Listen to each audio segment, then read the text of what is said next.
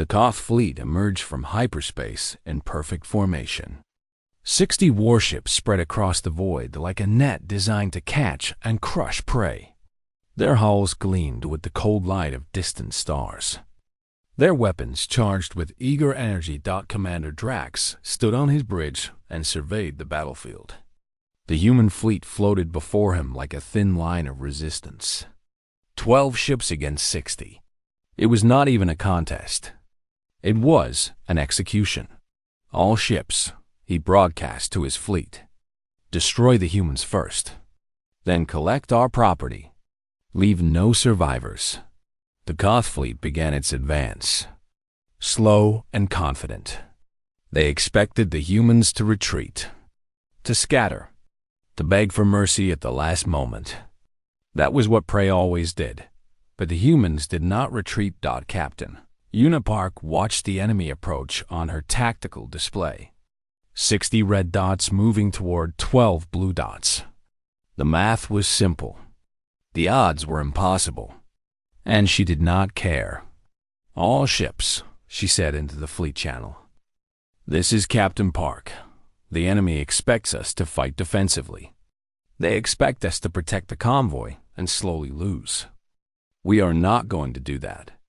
We are going to attack. There was a moment of silence from the other ship captains. Then laughter. Not nervous laughter. Eager laughter. All ahead full, Una commanded. Weapons hot. Target their lead ships. Hit them hard. Hit them fast. Show them why they call Earth a death world. The human fleet surged forward. Commander Drax watched in disbelief as the human ships accelerated directly toward his formation. They were not running. They were charging, like wild animals attacking a larger predator.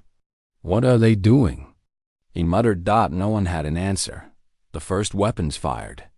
Human plasma cannons lashed out across the void, striking Koth ships with devastating accuracy.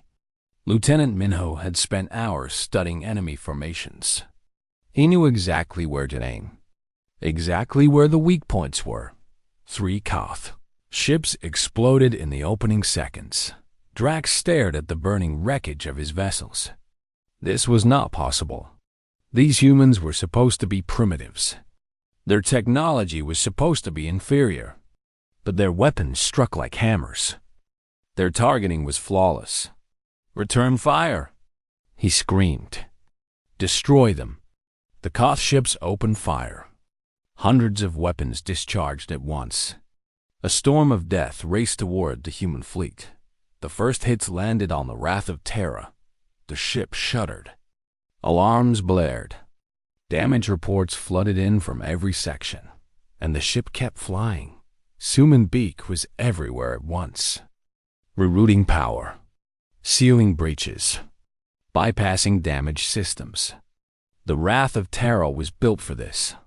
Humans built everything for this. For the moment when everything went wrong. Hull breach on Deck 7. Someone shouted. Sealed. Suman responded. Primary power coupling offline. Rerouted to secondary. Fire and Engineering Section 4. Suppression systems active. No matter what the Koth threw at them, the humans fixed it, patched it, worked around it. They refused to stop. They refused to die. The battle devolved into chaos. Ships weaved through debris and weapons fire. Explosions lit up the darkness like artificial stars. The careful Koth formation shattered as human ships tore through their ranks. Lieutenant Minho was a machine of destruction. He coordinated weapons fire with cold precision. He identified targets, prioritized threats, and eliminated enemies with mechanical efficiency. His hands moved across his console without pause. Target destroyed, he announced. New target acquired. Firing. Target destroyed. New target acquired. On the Koth flagship, panic was spreading. This was not how battles were supposed to go. The Koth were supposed to win easily. Instead, they were losing ships at an alarming rate. Human vessels that should have been destroyed kept fighting. Human weapons that should have been weaker kept killing. Drax watched a Koth cruiser explode on his screen. Then another. Then another. Focus fire on their lead ship. He commanded. Pour everything into it. Bring it down. 20 Koth ships turned their weapons on the Wrath of Terra, a concentrated barrage that would have vaporized any other vessel in the galaxy. Captain Una felt her ship buck and heave under the assault. Sections of the hull tore away. Crew members were thrown from their stations. Warning lights turned the bridge red. Shields at zero. The tactical officer shouted, "Keep firing." Una ordered, "Hull integrity critical. Keep firing." "Captain, we are still alive," Una interrupted. Her voice was ice cold. "As long as we are alive, we keep fighting. Now aim for the flagship." I want Commander Drax to know exactly who is coming for him. The Wrath of Terra, burning and broken, continued its assault. Meanwhile, Sergeant Jiho Kang led his Marines in a boarding action. Their dropship punched through the hull of a Koth command ship like a fist through paper.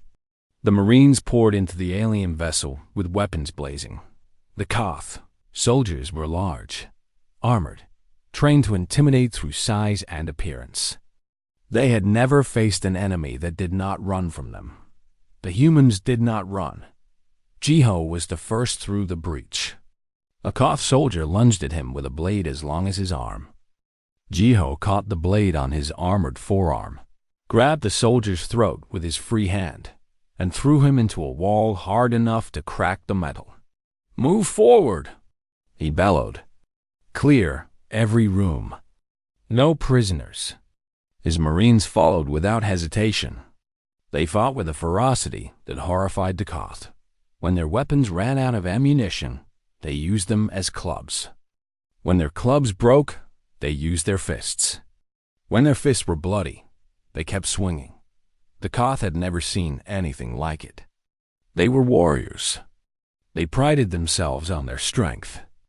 But these humans were something else entirely. These humans were demons. Back in space, the tide of battle was turning. The Koth fleet, which had started with 60 ships, was now down to 35. Then 30. Then 25. Human losses were lighter but still painful. 4 ships destroyed. 3 more badly damaged. Admiral Taiho coordinated the battle from his command ship. He directed reinforcements to weak points. He ordered damaged ships to fall back and repair. He watched his officers die and forced himself to keep making decisions. This was the cost of doing the right thing. This was the price of answering a call for help. Good people died so that innocent people could live. It was not fair. It was never fair. But it was necessary. "Admiral," a communication officer said, "the Talari convoy reports they are ready to assist. Elder Vorn is asking how they can help." Taiho considered the offer. The Talari ships were not warships. They had no weapons to speak of. But they had something else. They had numbers. Tell Elder Vorn to scatter his fleet around the battlefield. Create confusion. Make the Koth waste shots on false targets. Every second they spend shooting at empty civilian ships is a second they are not shooting at us. The Talari responded immediately. 100 ships scattered across the combat zone. The Koth sensors, overwhelmed by the sudden chaos of targets, began making mistakes. Shots that should have hit human ships missed. Targets that should have been ignored were engaged. Commander Drax watched his carefully planned battle collapse around him. Half his fleet was gone. His command ship was being stalked by a human battleship that should have been destroyed 3 times over. His soldiers were being slaughtered by boarding parties that fought like wild animals. And still the humans kept coming. He made a decision that went against everything the Koth believed in. A decision that would shame him for the rest of his life. "All ships," he broadcast. "Fall back, retreat, retreat." The surviving Koth vessels began turning away from the battle. They had had enough. They had thought this would be an easy victory. Instead, it had been a massacre. But Captain Yuna was not finished. "They are running," Lieutenant Minho reported. "I can see that," Yuna replied. Her ship was barely functional. Whole sections were open to space. Power was fluctuating. The engines were held together by willpower and engineering miracles, but it was still moving. "Pursue," she ordered.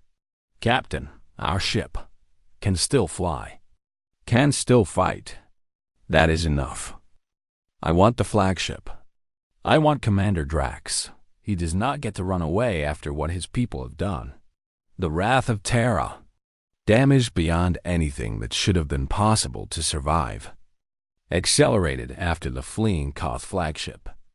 Other human ships fell in behind it. A pack of wounded wolves chasing a wounded prey. Drax saw them coming. He pushed his ship faster. It was not enough. The humans were gaining. Why will they not stop? He screamed at his bridge crew. "We are retreating. We are surrendering. Why do they keep attacking?" No one could answer him. They had never faced an enemy like this. An enemy that did not calculate costs and benefits. An enemy that fought with pure emotion, with rage and determination and something that looked terrifyingly like joy. The wrath of Terra caught the Koth flagship at the edge of the system. Yuna's final volley crippled the enemy engines. Her Marines boarded the dying ship. Sergeant Jiho fought his way to the bridge personally. Commander Drax faced the human soldier who burst through his door. He expected no mercy. He deserved no mercy. "Commander Drax," Jiho said. His armor was covered in blood and burns. His helmet visor was cracked, but his voice was steady. "You are under arrest for crimes against sentient beings. You will face trial. You will answer for what your empire has done." Drax laughed bitterly. "You think a trial matters? You have destroyed my fleet. You have broken the Koth war machine. You have won. Just kill me and be done with it." The silence after battle was always strange. One moment, space was filled with explosions and screaming and the thunder of weapons. The next moment, there was only quiet. The quiet of victory.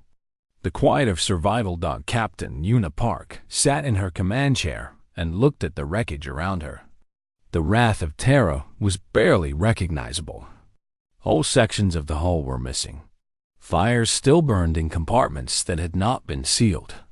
Emergency lights painted everything in shades of red. But they were alive. Against all odds, they were alive. "Damage report," she said quietly.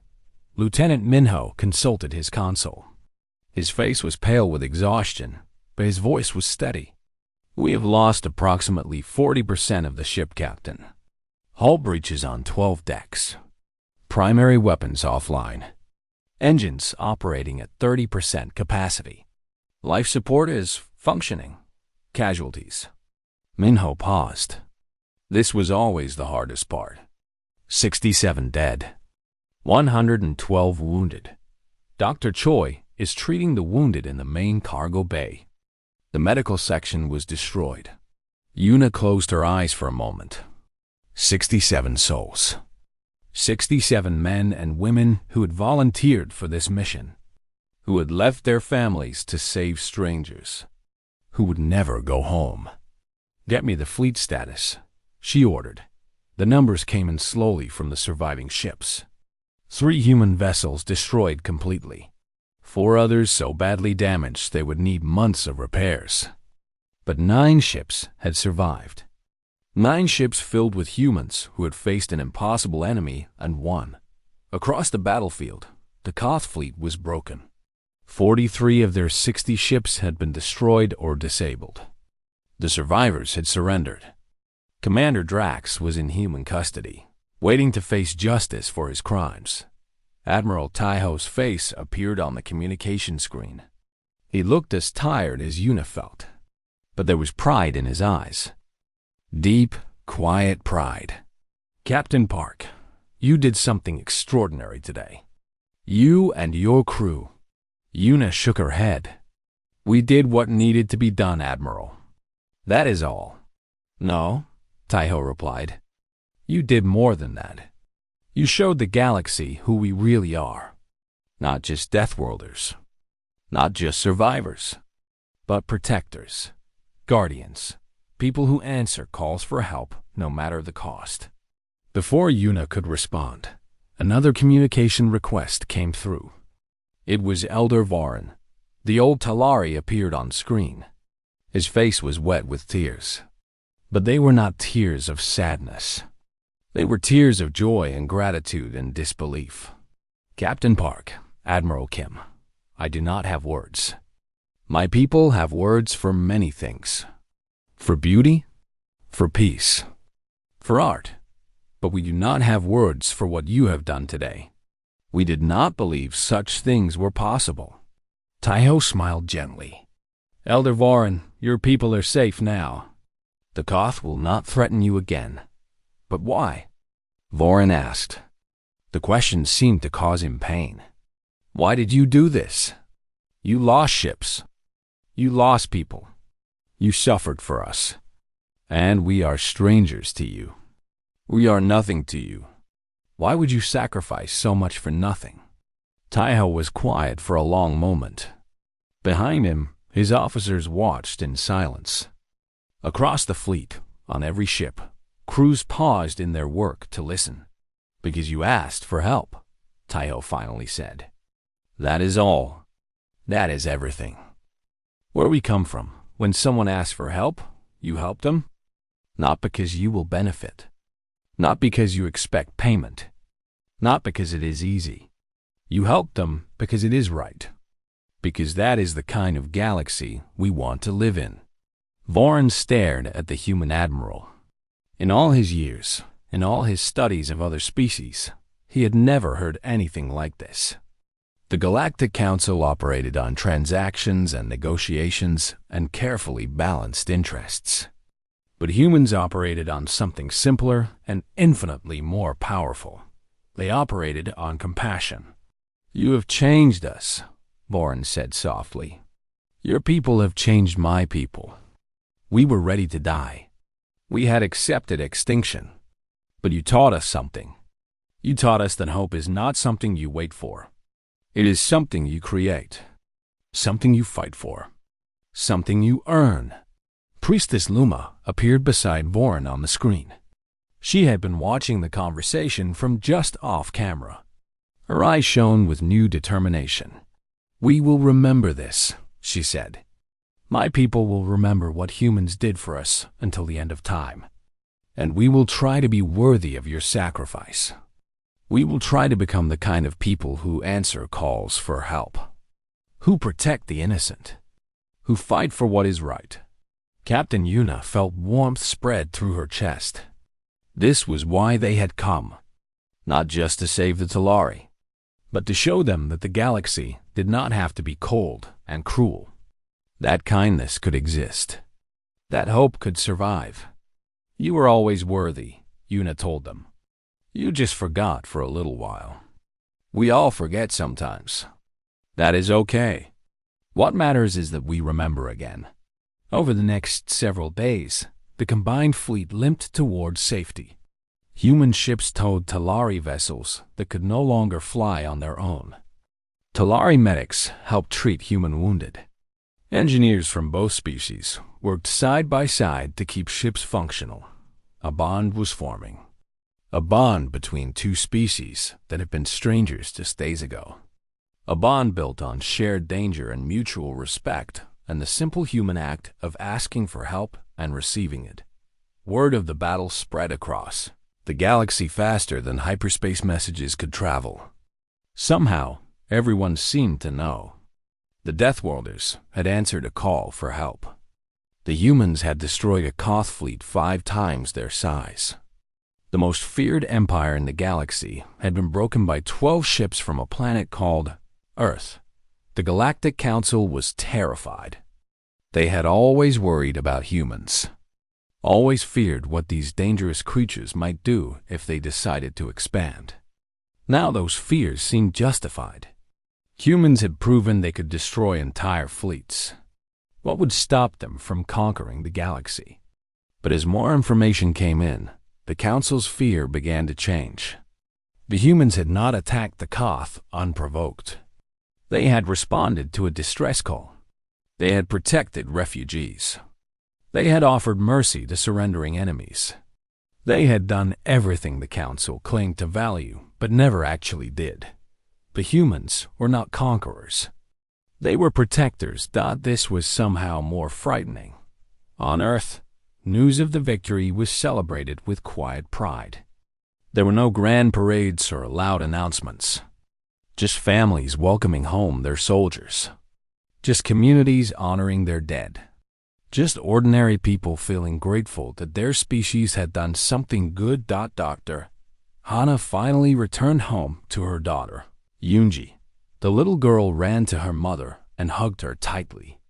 Hannah held her child and cried. She had almost not come back. But she had. And now she had a story to tell. A story about brave people who saved strangers because it was the right thing to do. Mom, Yoonji asked, why were you gone so long? Hannah smiled through her tears. Because some people needed help, and we went to help them. Did you help them? Yes, baby. We helped them. Yoonji nodded as if this was the most natural thing in the world. Because to her, it was. Helping people was just what you did. It was simple. It was obvious. Maybe, Hana thought, that simplicity was the key. Maybe all the complex calculations and careful negotiations that other species engaged in were just ways of avoiding the obvious truth. That compassion was not weakness. That kindness was not foolishness. That helping others was the highest expression of strength. The Talari eventually found a new home. A safe system far from Koth space. They built new cities. They rebuilt their civilization. And at the center of every community, they erected a monument.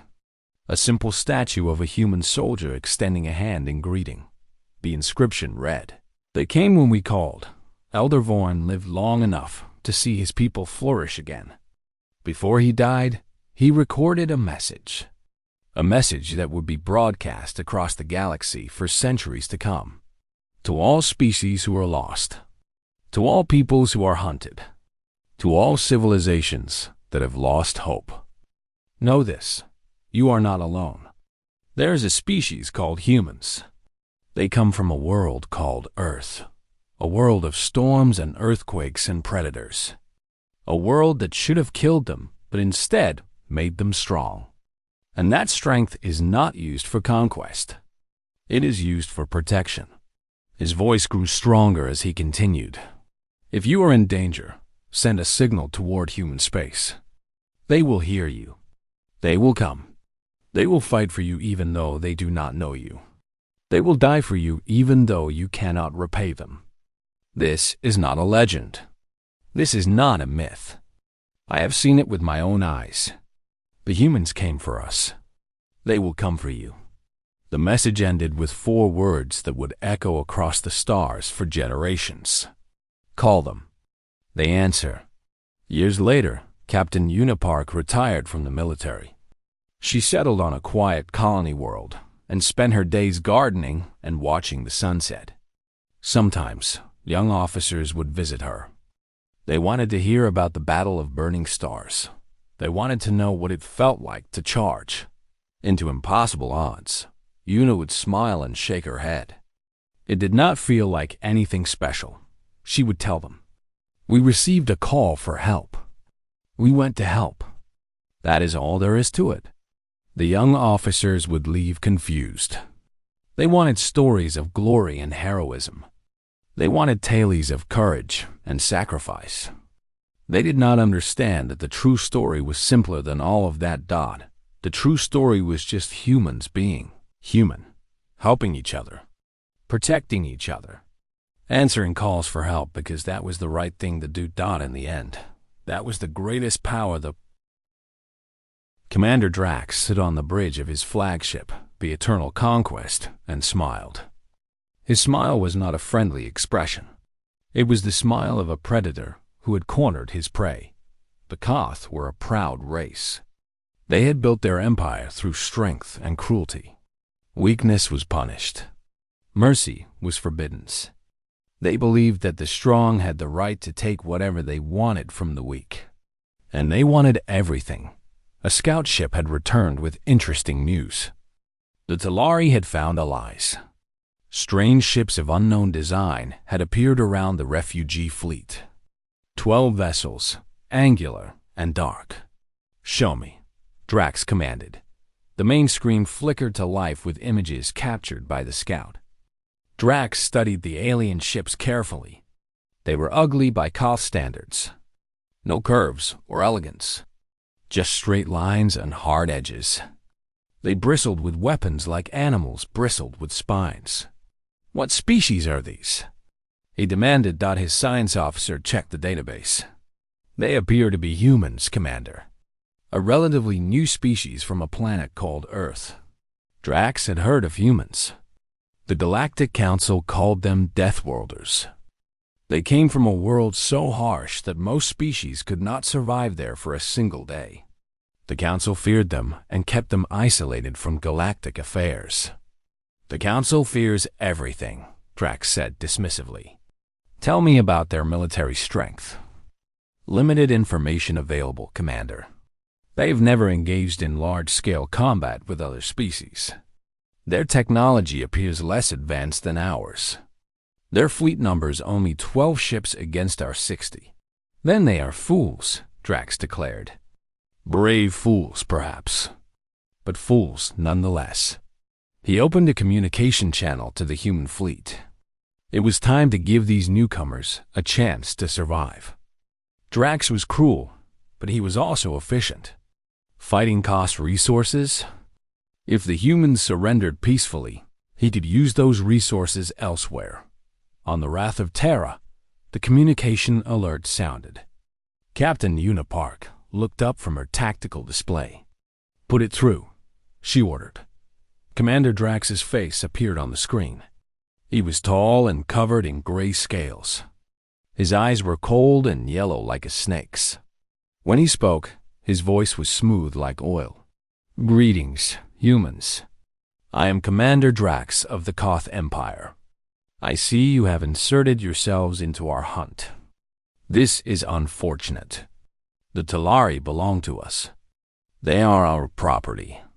Surrender them to us, and you may leave in peace. We have no quarrel with your kind." Una looked at the alien commander for a long moment. She thought about everything Dr. Hannah had told her, about what the Koth did to the species they conquered. The slavery, the torture, the death camps. She thought about Priestess Luma, who had trusted her despite being terrified. She thought about Elder Voran, who had sent a desperate signal into the darkness, hoping someone would care enough to answer.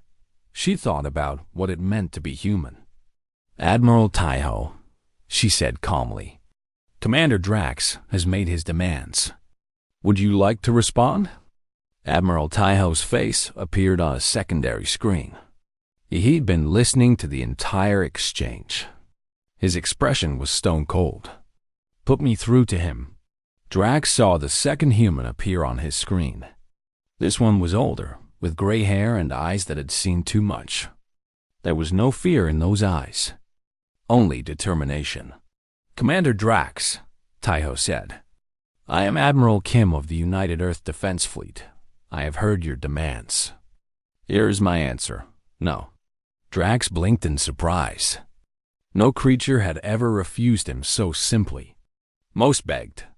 Some tried to negotiate. This human just said no. "You understand what this means," Drax said slowly. "If you refuse to surrender the Talari, we will destroy your fleet. You are outnumbered 5 to 1. Your ships will burn. Your crews will die. There will be no mercy." "I understand your words," Taiho replied. But I do not think you understand mine. We will not surrender these people to you. We will not abandon them. We will not run. If you want them, you will have to go through us." Drax felt anger building in his chest. He was not used to being defied. He was not used to being challenged. This tiny fleet of ugly ships dared to stand against the might of the Koth Empire. "So be it," he snarled. "We will be there in 18 hours. Use that time to say goodbye to your loved ones, because none of you will survive this day." He cut the communication. On the wrath of Terra, Yuna turned to her crew. "Well, I think that went well." Lieutenant Minho actually laughed.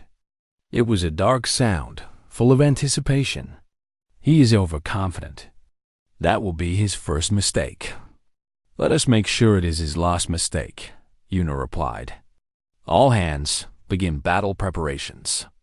I want every system checked twice. I want every weapon loaded and ready. We have 18 hours. The crew scattered to their stations. The ship came alive with activity. In the cargo bay, Sergeant Jiho Kang gathered his Marine strike team, 20 soldiers in heavy combat armor. They were the best warriors in the fleet. They trained for the worst situations: boarding actions, close combat, fighting in conditions that would kill normal soldiers. "Listen up," Jiho said. His voice echoed off the metal walls. "The enemy is coming. 60 ships, thousands of soldiers. They think they can beat us with numbers. They think we are weak because we help others. They are wrong." He looked at each of his soldiers in turn, men and women who had volunteered for this mission, who had left their families behind, who were willing to die for strangers. "We are going to show them what humans are capable of. We are going to board their ships. We are going to take the fight directly to them. And we are going to win, because that is what we do. We survive. We fight. We win." The soldiers responded with a roar of approval. In her medical bay, Dr. Hannah prepared for casualties. She organized supplies. She checked equipment. She trained Talari volunteers to assist with basic medical tasks. They were eager to help in any way they could. One young Talari named Gina approached her nervously. "Dr. Choi, may I ask you something?" "Of course. Why are you doing this?" "The Koth will destroy you. Your people will die." "For us? Why?" Hannah stopped her work and looked at Gina carefully. "Do you have children?" she asked. "No, not yet. I am too young." "I have a daughter," Hannah said. "Her name is Yoonji. She is 8 years old. She lives on Earth with my husband. I think about her every day. I think about the kind of galaxy I want her to grow up in." She paused, choosing her next words carefully. "If Yoonji was in danger, I would want someone to help her. Even a stranger. Even someone who had never met her. I would want someone to care enough to risk everything. That is the galaxy I want my daughter to live in. And the only way to create that galaxy is to be the person who helps. To be the stranger who cares." Gina was quiet for a long moment. "Your people are very different from what we were told."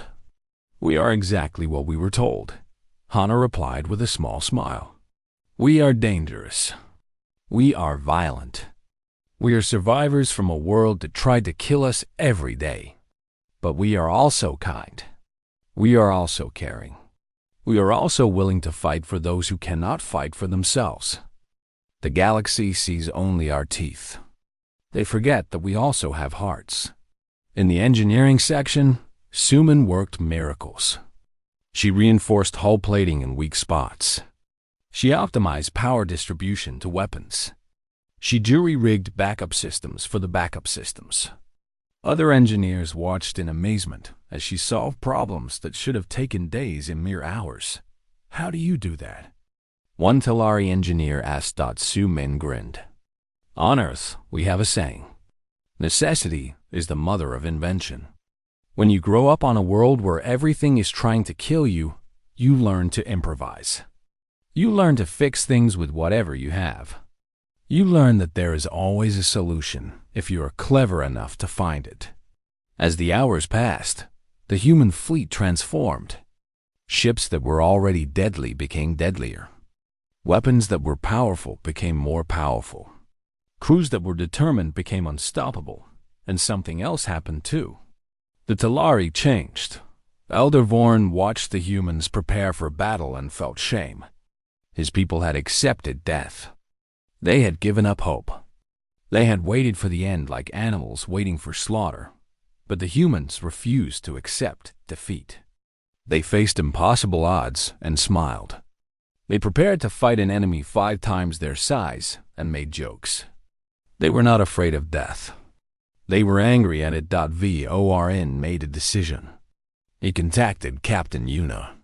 Captain Park, my people have done nothing to help you. We have been passive, helpless. That changes now. Our ships are not warships, but they can provide support. We can move wounded soldiers. We can transport supplies. We can serve as decoys to confuse enemy targeting. Please, let us help. Yuna felt a surge of respect for the old alien. Elder Varn, your people have been through horror that most beings cannot imagine. No one would blame you for staying out of this fight. That is exactly why we must fight, Varn replied. Because others have fought for us. You have taught us something important, Captain. You have taught us that hope is not given. It is earned. It is earned by refusing to surrender. By standing up even when you are afraid. By fighting even when you think you cannot win. Yuna smiled. Very well, Elder. Welcome to the battle. We are glad to have you. As the final hours counted down, both fleets made their preparations. The Koth checked their weapons with the certainty of guaranteed victory. They had done this many times before. Conquer, enslave, destroy. It was easy. It was routine. The humans checked their weapons with something different. The human fleet dropped out of hyperspace like thunder from a clear sky. One moment there was nothing but empty darkness. The next moment, 12 warships appeared in a flash of light and energy. Captain Yuna Park stood on the bridge of the Wrath of Terra and looked at the scene before her. 100 alien ships floated in space. They were beautiful in a strange way. Their hulls curved like seashells. Their surfaces shimmered with soft colors. They looked like art, but they were also damaged. Badly damaged. Yuna could see burn marks from weapons fire. She could see holes patched with emergency materials. She could see escape pods attached to larger ships because there was nowhere else for people to go. These were not warships. These were civilian vessels, cargo haulers, passenger transports, family cruisers. The Talari had fled their world in whatever ships could fly. Open a communication channel, Yuna ordered. All frequencies. Translate our message into as many languages as possible. The communication officer, a young man named Do Yun, nodded quickly. Channel open, Captain. Yuna spoke clearly and slowly. This is Captain Yuna Park of the United Earth Defense Fleet. We receive your distress signal. We are here to help you. Please respond. There was silence for a long moment. Then the screens flickered with incoming signals. Not words, sounds. The Talari was screaming. Dr. Hannah Choi stepped forward quickly. They are frightened, she said. Our ships look aggressive to them. They think we are attackers. Yuna frowned. What can we do? Hannah thought for a moment. Turn off our weapons targeting systems. Power down our shields. Show them we mean no harm. Lieutenant Minho Lee stared at her. That will leave us defenseless. If this is a trap, it is not a trap, Hannah said firmly. These people are terrified. Look at them. Listen to them. They think death has come for them again. Yuna made her decision instantly. Do it. Power down all weapons. Drop shields. Show them we come in peace. The crew followed her orders without question. Across the fleet, the other human ships did the same. One by one, the warships went quiet. Their weapon systems turned off. Their shields fell. They made themselves vulnerable. Completely vulnerable. On the Talari flagship Hoaxlight, Elder Voran watched in confusion. He had expected the human ships to attack. Every species in the galaxy said that humans were violent killers, but the human ships were not attacking. They were opening themselves up, showing that they could be destroyed easily. Why would predators do such a thing? Priestess Luma gripped his arm. Elder, they are trying to show us something. They are trying to tell us they will not hurt us. Voran did not understand. Trust was not given freely in the galaxy. It was earned through centuries of careful negotiation. But these humans had given it immediately, without asking for anything in return. Respond to them, he said quietly. Tell them we hear their message. The communication came through to the Wrath of Terra moments later. The voice was shaking, but hopeful. Human ship, this is Elder Voran. We did not believe anyone would come. Thank you. Thank you. Yuna felt something warm in her chest. It was a good feeling. The feeling of doing the right thing. Elder Voran, we are here to help you. Tell us what you need. Over the next several hours, the human fleet moved into position around the Talari convoy. They formed a protective ring. Their sensors scanned for any sign of enemy ships. Their crews worked without rest. Dr. Hana organized a cultural exchange. She needed to learn about the Talari quickly, who they were, what they valued, what they feared. Only then could she help them truly. Priestess Luma volunteered to visit the human flagship. It was a brave decision. Many Talari begged her not to go. They said the humans would kill her, eat her, do terrible things to her. Luma went anyway. When her shuttle landed in the Wrath of Terra's hangar bay, she stepped out and immediately felt wrong. Everything was wrong. The gravity was heavy. Each step felt like walking through thick water. The air was thick and rich with oxygen. It burned slightly in her lungs. And then she saw the humans. They were terrifying. They stood on two legs like the Talari did. But that was where the similarities ended. Their bodies were thick with dense muscle. Their eyes faced forward like predators. Their teeth included sharp points for tearing meat. They moved with a confidence that spoke of countless generations of survival. Captain Yuna Park stepped forward to greet her. The human was smiling. Luma knew that smiles meant different things to different species. In some cultures, showing teeth was a threat. But she sensed no danger from this small woman with the kind eyes. Welcome aboard, Yuna said gently. Please do not be afraid. You are safe here. Luma took a breath of the thick air and nodded. Thank you, Captain. I will try. Dr. Hana led Luma on a tour of the ship. The Talari priestess was amazed by everything she saw. The walls were reinforced with heavy metals. The doors had manual overrides in case of power failure. Every system had a backup. Every backup had a backup. Why do you build things this way? Luma asked. It seems excessive. Hana smiled sadly. Our world is not kind to us. On Earth, things break. Storms destroy buildings. Earthquakes shatter cities. Diseases spread quickly. We learned long ago that if something can go wrong, it will go wrong. So we prepare for everything. Luma thought about her own homeworld. Talara Prime had been gentle. The weather was always calm. The ground never shook. Diseases were rare and easily cured. They had never needed to prepare for disaster. And when disaster came, they were helpless. We were not ready, Luma admitted. When the Koth attacked, we did not know how to fight.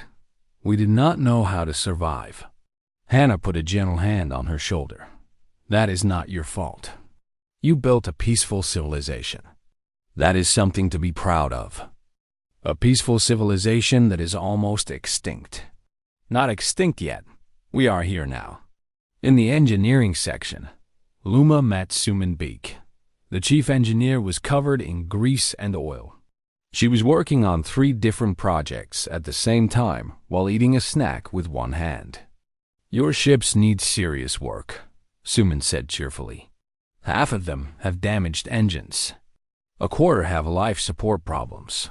Some of them should not even be flying. But do not worry. I can fix them. Luma was confused. You will repair our ships? But we cannot pay you. We have nothing. Suman looked at her strangely. Pay? Who said anything about payment? You need help. We help. That is how it works. This concept was foreign to Luma. In galactic society, everything was a transaction. Help was exchanged for something of equal value. Nothing was given for free. I do not understand your people, she admitted. Suman laughed. It was a loud, happy sound. Most species do not. They think we are simple because we act without calculating profit. But we are not simple. We just have different values. We believe in protecting those who cannot protect themselves. We believe that doing good is its own reward. Over the next day, human engineering teams swarmed through the Talari fleet. They patched holes. They repaired engines. They fixed life support systems. They worked without rest, fueled by coffee and determination. Human medical teams visited ships with wounded passengers. They treated injuries, cured infections, and delivered medicines. One Talari child had been sick for weeks. A human doctor cured her in hours. The Talari did not know what to think. They had been told the humans were monsters, that humans would hurt them. Instead, the humans were saving them. Lieutenant Minho spent his time analyzing data about the Koth Empire. What he found made his blood run cold. The Koth were conquerors. They moved from system to system, destroying any species that resisted. Those who surrendered were enslaved. They were used for labor, for experiments, for entertainment. The Koth had destroyed dozens of civilizations, billions of lives, and no one had ever stopped them. Minho shared this information with Captain Yuna and Admiral Taiho, who had joined them via communication link. They are monsters, Minho said flatly. Real monsters, not like humans. We fight to survive. They fight because they enjoy causing pain. Admiral Taiho's face was grim on the screen. How large is their fleet? Large based on the data from Talari sensors. They have at least 60 warships pursuing the convoy. They will arrive in approximately 30 hours. 60 against 12, Yuna said thoughtfully. Bad odds. Bad odds for them, Minho replied without hesitation. They have never fought humans before. They do not know what we can do. Admiral Taiho nodded slowly. We will not run. We will not hide. We will face them here and end this threat permanently. Begin battle preparations. Yuna turned to her crew. You heard the Admiral. All hands to battle stations. We have 30 hours to prepare. Let us make every minute count. As the humans prepared for war, Luma returned to the Talari fleet with news of what she had seen. Elder Vorin listened in amazement. They are not what we expected, Luma said. They are dangerous, yes, but they are dangerous like fire. Fire can destroy, but fire can also warm you when you are cold. It can cook your food. It can light your way in darkness. These humans are the same. They are dangerous to those who threaten the innocent, but to us, they are protectors. Vorin looked out at the human warships surrounding his fleet. Dark, angular, deadly, but also comforting. For the first time in weeks, he felt something he had thought was gone forever. He felt hope. The signal came from the dark edge of known space. It was weak, broken, and filled with static. But underneath all that noise was a voice. And that voice was begging for help. Elder. Vorin sat in his command chair aboard the refugee ship, Hope's Light. His old hand shook as he pressed the broadcast button again and again. Around him, The last survivors of his people floated in a fleet of damaged ships. 100 vessels. That was all that remained of the great Talari civilization behind them, somewhere in the darkness. The Koth Empire was hunting. "This is Elder Voran of the Talari refugee fleet," he spoke into the communicator. His voice was tired but steady. "We are under attack. Our homeworld has fallen. We have nowhere to go. If anyone can hear this message, please help us. Please." He released the button and waited. He had been sending this message for 3 days. No one had answered. Priestess Luma stood beside him. She was young for a Talari leader, but her eyes carried the weight of everything she had witnessed. "The Galactic Council has received our signal," she said quietly. "They will not come." Voran nodded slowly. He had expected this. The Council species were peaceful. They had built their civilizations on worlds where the weather was calm, the predators were few, and survival was easy. They did not fight wars.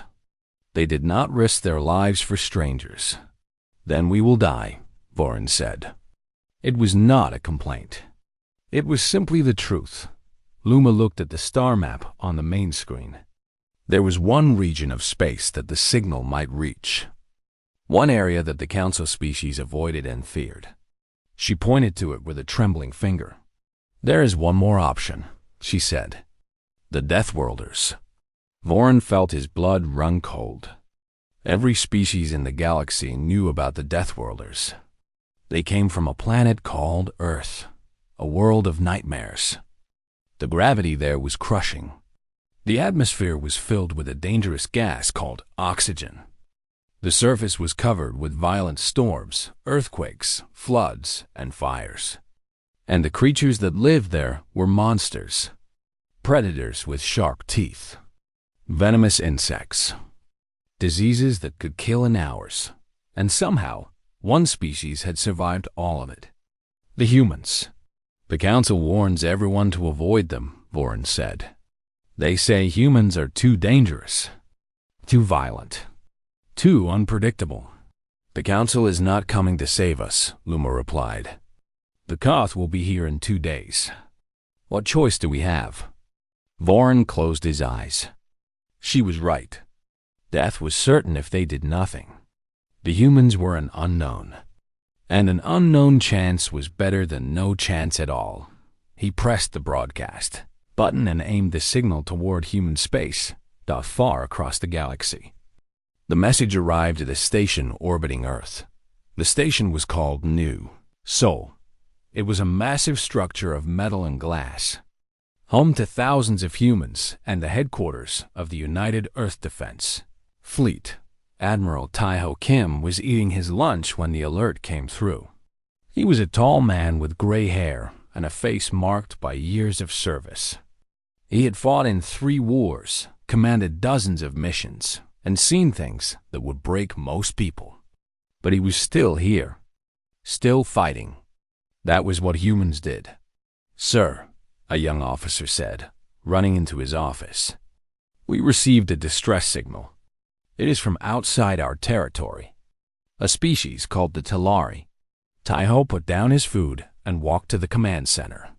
The room was filled with screens and the officers working at their stations. On the main display, the message played. "We are under attack. Our homeworld has fallen.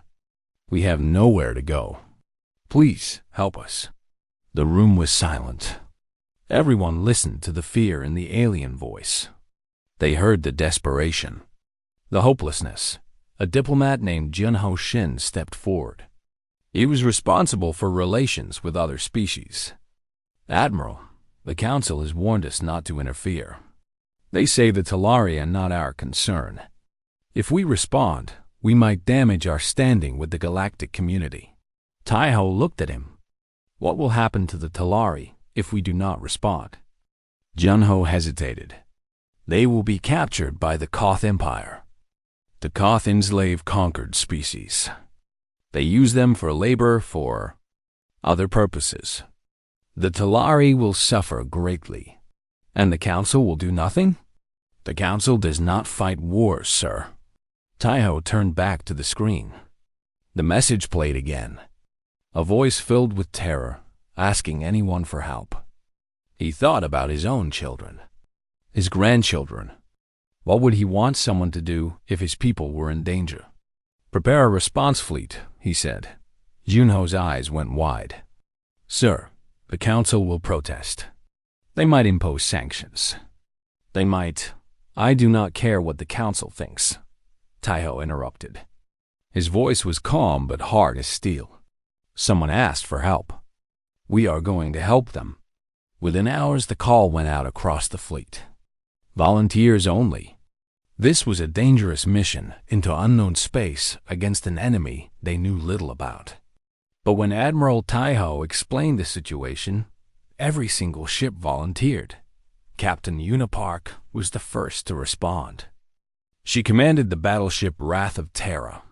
It was the most advanced warship in the human fleet. Fast, heavily armed, and built to survive anything. Just like its captain, Yuna was a small woman with short black hair and sharp eyes. She had grown up on a colony world where storms could tear buildings apart. She had joined the military at 18 and risen through the ranks faster than anyone in history. She was not afraid of anything. The Wrath of Terra will lead the mission, she told Admiral Taiho. We will bring those people home safely. Taiho nodded. I am counting on you, Captain. Dr. Hannah Choi was next to volunteer. She was a xenobiologist who specialized in first contact situations. She had studied dozens of alien species and knew how to communicate with beings very different from humans. She was gentle, patient, and kind. The perfect person to calm frightened refugees. These Talari have never met humans before, she explained to the crew. They will be scared of us. We must show them that we mean no harm.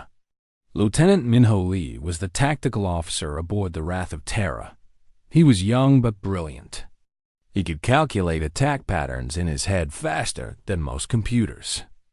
When he heard about the Koth Empire, he smiled coldly.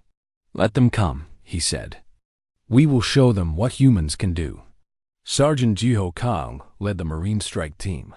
He was built like a mountain and had a voice like thunder. His soldiers followed him without question because they knew he would never ask them to do anything he would not do himself. We are going to save those people, he told his team. And if anyone tries to stop us, we will go through them. Finally, Engineer Suman Beek was assigned to the mission. She was a genius with machines. She could fix anything with enough time and willpower. Other species looked at human technology and did not understand how it worked. Suman looked at their technology and wondered why it was so fragile that the fleet assembled in orbit around Earth. 12 warships in total. They hung in space like wolves waiting to hunt. Their hulls were dark and angular. Their weapons were visible and ready. They looked nothing like the elegant ships of other species. They looked dangerous. Admiral Taiho stood on the bridge of the command ship and looked at his fleet. These men and women had volunteered to fly into the unknown, to fight an enemy they had never faced, to save strangers they had never met. He was proud of every single one of them. Open a channel to all ships, he ordered. The communication officer nodded. Channel open, sir. Taiho took a deep breath. This is Admiral Kim. In a few minutes, we will enter hyperspace. We are going to answer a call for help from people who have lost everything. The galaxy thinks we are monsters. They call our world a death planet. They fear what we might do. Today, we show them what we actually do. We protect the innocent. We fight for the helpless. We never abandon anyone who asks for our aid. Good luck to all of you. Fleet, jump. The 12 ships activated their hyperspace drives. Space twisted around them, and then they were gone, racing toward a signal in the dark. Racing toward strangers who needed them. Racing toward war.